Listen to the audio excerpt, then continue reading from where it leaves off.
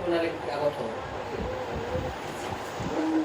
দেখা পৰীক্ষা কৰা কোনোবাই স্বাভাৱিক সংখ্যা এনৰ ক্ষেত্ৰত 6 টু দি পাৱাৰ n সংখ্যাটো পূৰ্ণ অংকৰ শেষ হ'ব পাৰে নে নাই আমি জানো যিকোনো ক্ষেত্ৰত যদি পূৰ্ণ হয় পূৰ্ণ থাকিব জানো যেনেকৈ আমাৰ আছে 10 মানে তাৰমানে 10 ৰ পিছত পূৰ্ণ আছে নে নাই 10 টো কিমান হয় 2 ইনটু 5 হয়নে এফালে চা বুজি নহয় পিছত তাৰ পিছত কি দিয়া আছে 20 তো কি আছে 2 ইনটু 2 ইনটু 5 মানে যিকোনো ক্ষেত্ৰত আমি 30 যদি লও 2 ইনটু 3 ইনটু 5 ইয়াৰ পৰা গম পোৱা যায় যে আমাৰ যিকোনো সময় শেষ হ'লে কি হ'ব লাগিব এটা 2 আৰু এটা কি থাকিব লাগিব 5 থাকিব লাগিব নাই তাৰ মানে কি হৈছে যে যিকোনো ক্ষেত্ৰত যদি 2 আৰু 5 থাকে তেনেহলে সংখ্যাটো আমাৰ কি হ'ব পূৰ্ণ অংকৰে শেষ হ'ব বুজি পাইছে এতিয়া কি বুজা নাই তুমি যিকোনো যদি আমাৰ কি আছে যে যিকোনো ক্ষেত্ৰত যদি পূৰ্ণ শেষ হ'ব লাগে তেনেহলে 2 আৰু 5 থাকিব লাগিব মাজত 7 থাকিব পায় আমি জানো 6 to the power n 2 into 3 to the power n মানে এতিয়া দেখা 6 ৰ মৌলিক উৎপাদকৰ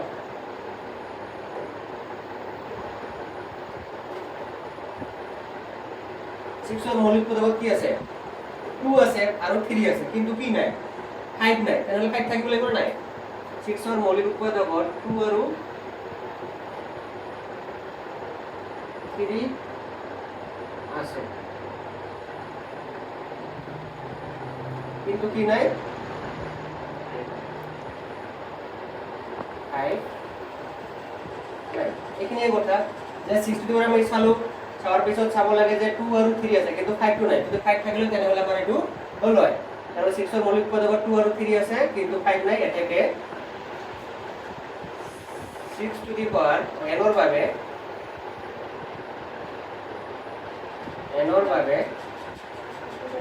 6 টু দি পাৱাৰ n সংখ্যাটো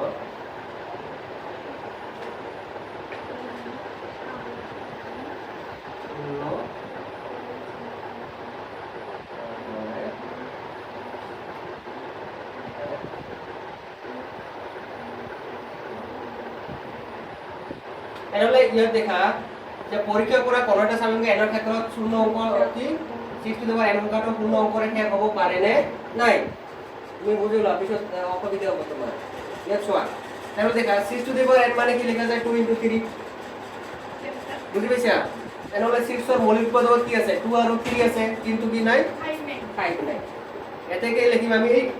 এইখিনি আমাৰ খালি অলপ মনত ৰাখিব লাগে বাকিখিনি তো আমি ইয়াৰ পৰাই চাব লাগে এই চাইছে লিখছো নাই n ৰ বাবে বা n ৰ ক্ষেত্ৰত একেটাই যে n ৰ ক্ষেত্ৰত যিটো মানে n সংখ্যাটো পূৰ্ণ অংকৰে শেষ হ'ব